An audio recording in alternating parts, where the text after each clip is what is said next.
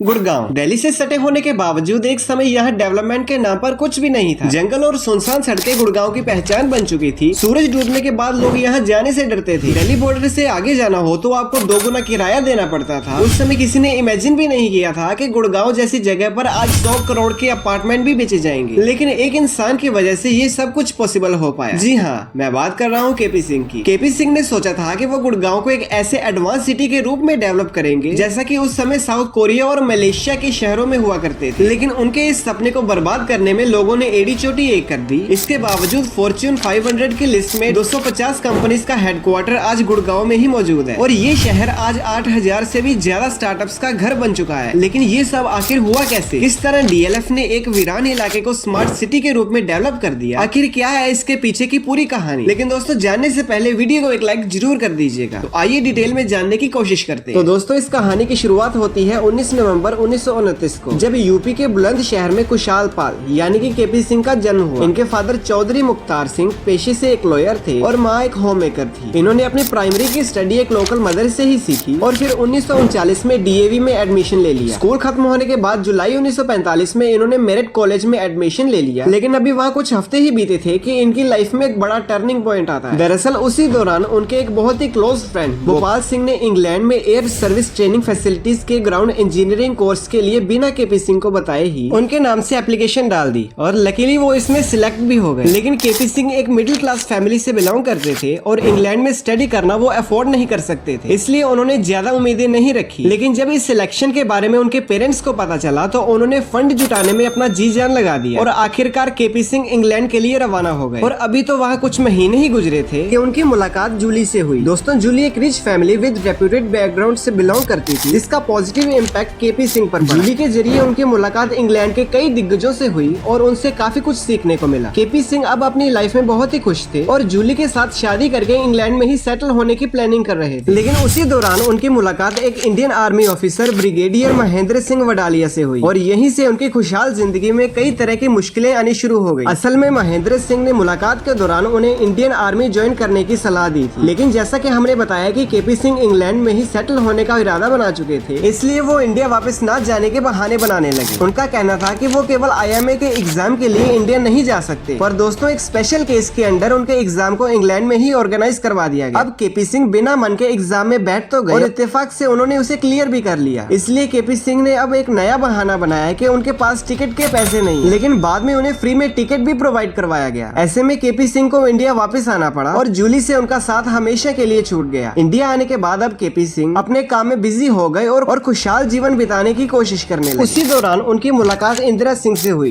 जो कि lieutenant colonel Chaudhary Raghuvendra Singh की बेटी थी। कई मुलाकातों के बाद दोनों में नजदीकियां बढ़ने लगी और 6 मार्च 1954 को इन दोनों ने मिलकर शादी कर ली। इसके बाद आया साल 1959, जब चौधरी रघुवेंद्र सिंह ने केपी सिंह को अपने family business Delhi land and finance यानी कि डीएलएफ को ज्वाइन करने का ऑफर दिया, क्योंकि उनका कोई अपना बेटा नहीं था। और इस तरह आर्मी में 8 साल बिताने के बाद केपी सिंह अपने फादर इन लॉ का बिजनेस संभालने लगे। दोस्तों, 1950s के दौरान ही चौधरी रघुवेंद्र सिंह ने दिल्ली में जमीन खरीदी और डीएलएफ ने वहाँ 22 अर्बन कॉलोनी को एस्टेब्लिश किया, जिसमें पंजाबी बाग, ग्रेटर कैलाश और रजौरी गार्डन जैसे नाम शामिल हैं। इनका कारोबार काफी सही चल रहा था। लेकिन 1957 में दिल्ली गवर्नमेंट ने द दिल्ली डेवलपमेंट एक्ट को इंट्रोड्यूस किया, जिसके अकॉर्डिंग कोई भी प्राइवेट डेवलपर दिल्ली में लैंड को एक्वायर नहीं कर सकता था। इस एक्ट के लागू होने के बाद मानो इनका बिजनेस खत्म सा हो गया। लेकिन मौके नजाकत को समझते हुए केपी सिंह ने दिल्ली के आसपास के इलाकों को एक्वायर करना शुरू कर दिया, जिसमें गुड़गांव का नाम भी शामिल था। गुड़गांव दिल्ली के काफी करीब होने की वजह से ये कंपनीज और रेजिडेंट्स के लिए एक परफेक्ट लोकेशन था और इसलिए उन्होंने वहाँ पर एक शहर बनाने का काम शुरू कर दिया। एक दिन जब वो इसी सिलसिले में गुड़गांव के किसानों से बात कर रहे थे, तभी उनके पास एक जीप आकर रुकती है, जिसका इंजन ओवरहीट हो चुका था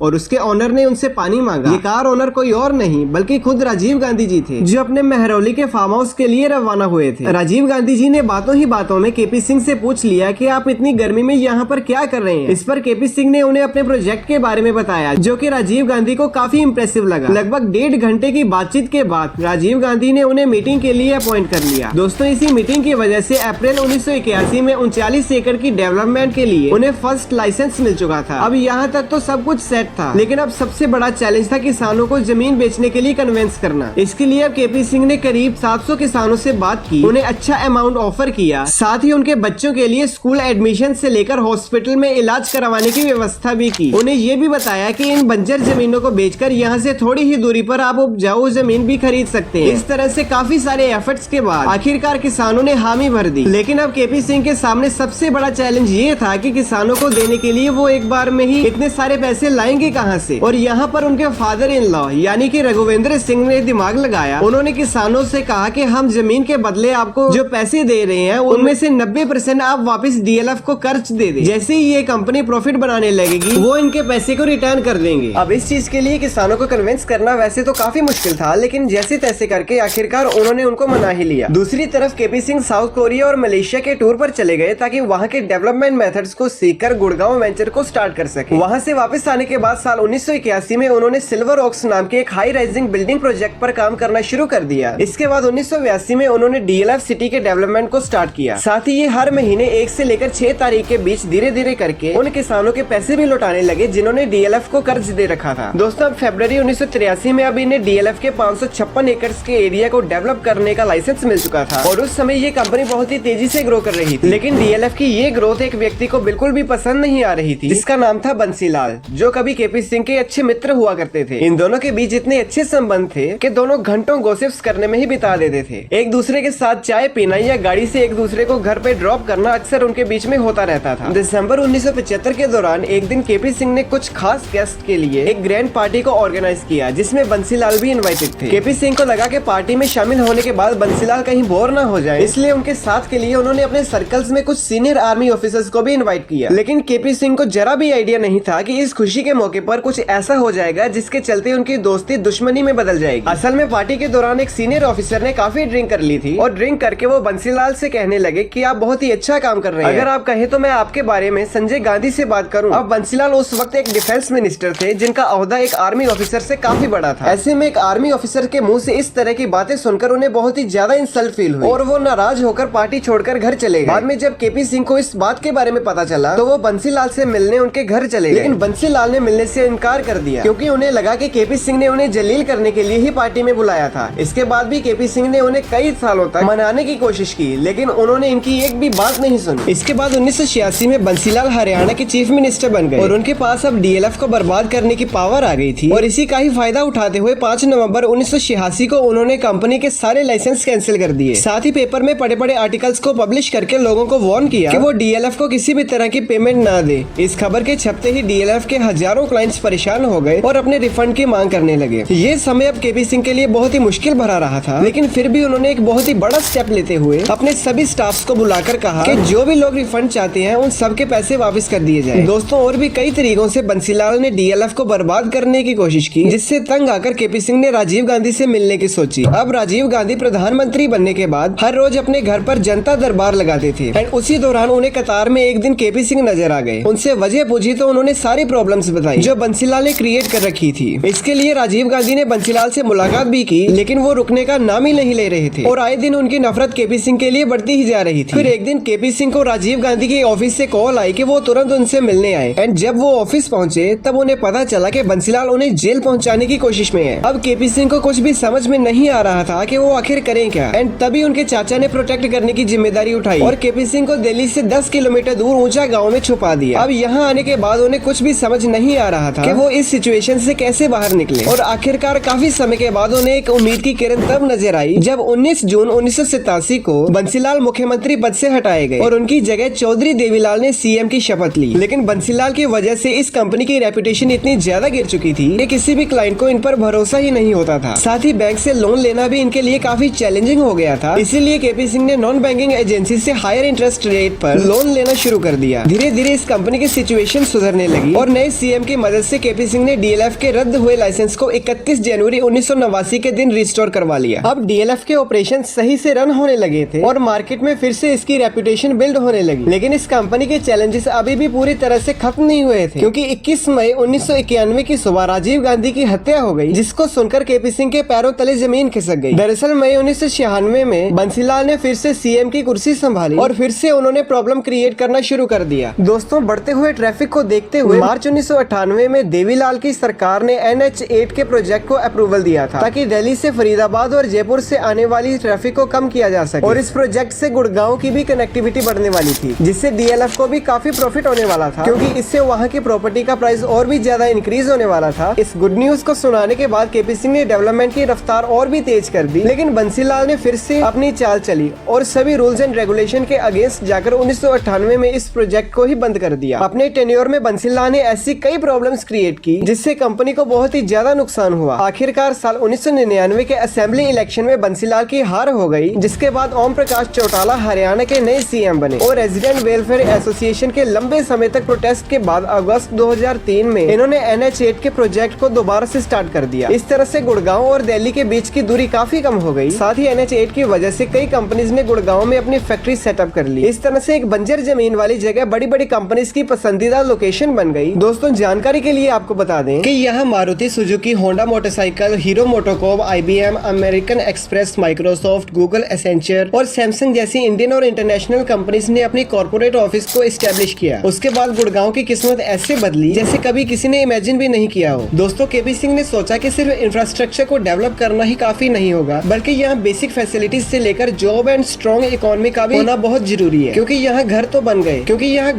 गए थे मगर खरीदार और रहने वाले लोग तैयार नहीं थे। अब क्योंकि उस समय इंटरनेशनल मार्केट में जनरल मोटर्स का बड़ा नाम था, इसके बाद इस कंपनी ने गुड़गांव में अपनी पहली यूनिट को एस्टेब्लिश किया और $10 मिलियन का पहला ऑर्डर दिया, जिसकी देखा देखी यहाँ कई और कंपनीज ने भी आउटसोर्सिंग करना शुरू कर दिया। दोस्तों, हरियाणा के नए CM ओम प्रकाश चौटाला के बिना ये सब पॉसिबल ही नहीं था। इनकी मदद से IT सेक्टर को खूब बढ़ावा मिला। साथ ही KP सिंह के बेटे राजीव सिंह का भी इन सब में बहुत ही बड़ा रोल था। अपने पिता की तरह वो भी एक फ्यूचरिस्टिक सोच रखते थे। उन्होंने DLF साइबर पार्क्स को डेवलप किया, जिसकी मदद से आज का मॉडर्न गुड़गांव बना, जो कि सिलिकॉन वैली कहे जाने वाले बेंगलोर को टक्कर दे रहा है। दोस्तों, आपको जानकर हैरानी होगी कि हरियाणा का ऑलमोस्ट 60% रेवेन्यू गुड़गांव से ही जनरेट होता है। KP सिंह के इस कंट्रीब्यूशन की वजह से 31 मार्च 2010 को उस समय की प्रेसिडेंट प्रतिभा देवी सिंह पाटिल ने उन्हें पद्म भूषण अवार्ड से सम्मानित किया था। तो दोस्तों, ये थी the DLF man KP Singh की जर्नी। बाकी दोस्तों, आपको हमारी आज की ये वीडियो कैसी लगी कमेंट करके जरूर बताएं, और साथ ही आज की इस वीडियो को लाइक करके चैनल को सब्सक्राइब कीजिए और बेल आइकन को जरूर प्रेस कीजिएगा।